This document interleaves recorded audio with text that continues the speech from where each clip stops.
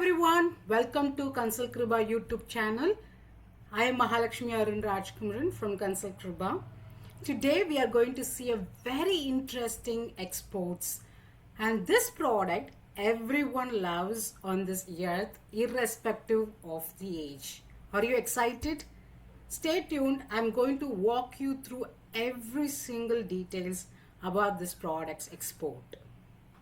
Yes, we are going to see about India's toy exports, and in this year 2026 all about the manufacturing hubs, global competition, compliances and your roadmap to export. So if we actually see India's toy export opportunity in the financial year 2017 to 2018, India has achieved an exports worth of 152.7 million US dollars. But within a decade, this has increased 151.9 percentage, and currently it is at 384.7 million US dollars. That is a surplus of 152 million US dollars in the financial year 2025-26. And US had been the leading market for toy exports from India. There are other very active destinations like UK, Poland, Netherlands and Germany. When we talk about toys, it is not just one product. It is a segment. Everything is very different in the toy product export segment. So you have to know what this product is exactly is, who will use this particular toy, whether it is made of wood, plastic, fabric, electronic, and how it is classified when it comes to HS code and also different countries' national tariff line. And you must also understand each country's rules and what is expected in this market with regards to the compliances. So there are 5 categories or segments India has advantage in this toy exports. The first one is the educational purpose. So here the toys which are used for learning outcome, and it should be age appropriate. Then there are toys which highlight the heritage and culture. So this is usually made of wooden items, and this will have identification of a particular cluster's craftsmanship. Then you could also do private label ranges based on your buyer's designs. You can do a customization. There would also be toys which are particularly festive and seasonal type. There is also the next category of toys which are electronics and smart based learning system toys. So each of this category have its own requirements and how you can prove your ability to supply consistently in a market. So India has a different toy making clusters, and our ecosystem itself developing, and it is well developed as well. So in India we have Noida, Vellore, Chennapatna, Bengaluru and Kopal, and the heritage clusters of toy making are at Kondapalli, Tanjavur, Varanasi, Asharikandi, Indore, Jaipur, Kinnal, Ethikopaka. So these are the clusters which proves the craftsmanship of toys in the international market. So when a buyer is looking for toys from India, they are also aware of these clusters and the ability it can produce the international standard toys. We also have competitions from countries like China, which can mass produce, Mexico, which is closer to US market, Indonesia, where they have support on various export inputs. Vietnam has a huge FTA and export factories.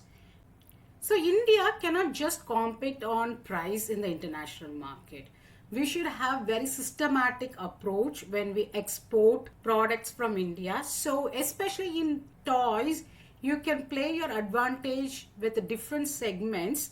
You can focus on a particular niche. You can plan for your flexible MOQ and how you can differentiate between your designs and crafts. And the most important thing is the compliance proof, your testing, your documentation, your quality, and how a buyer can rely on you not just only for the product but also the after sales services.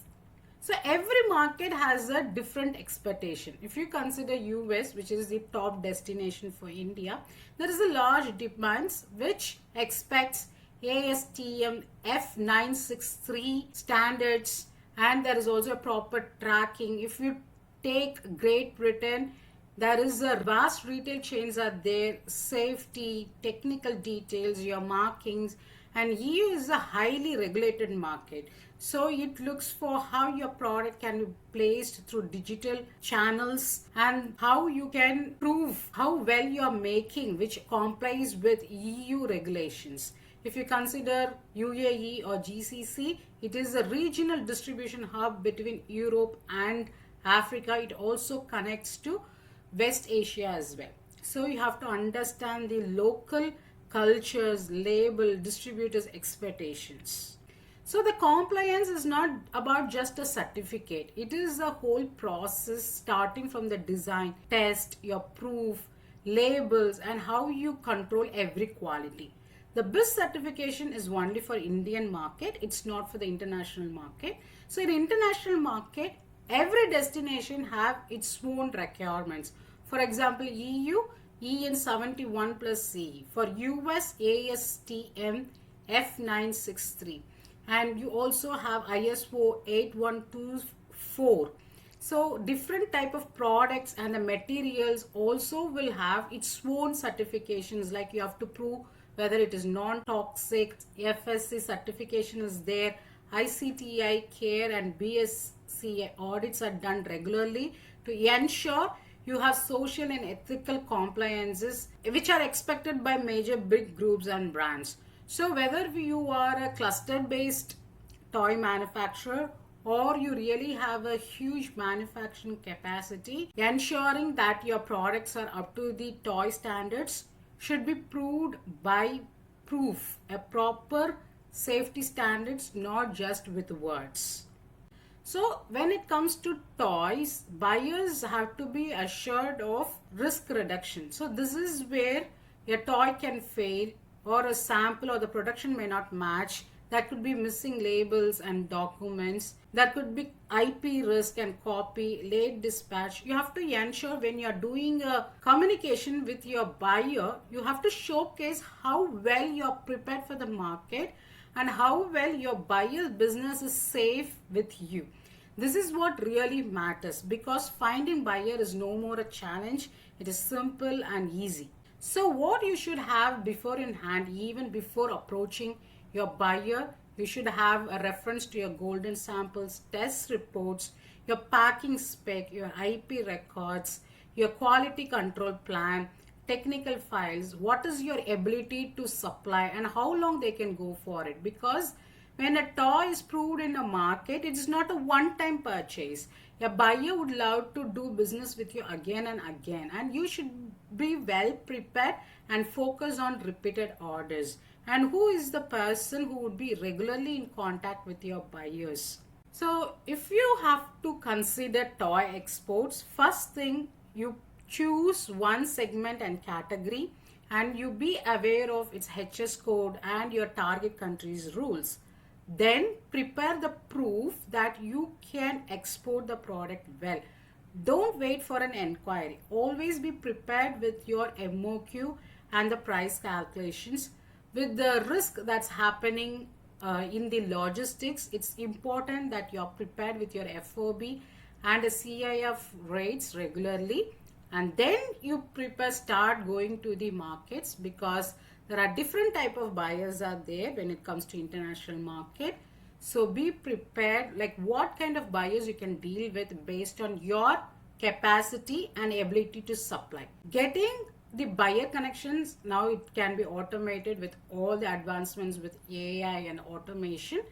Be aware of how you are going to add value to your buyer's business, because this business buyer would already have a customer base. You should be aware of what kind of customers they would have even before reaching out to them and what can add value to their customers.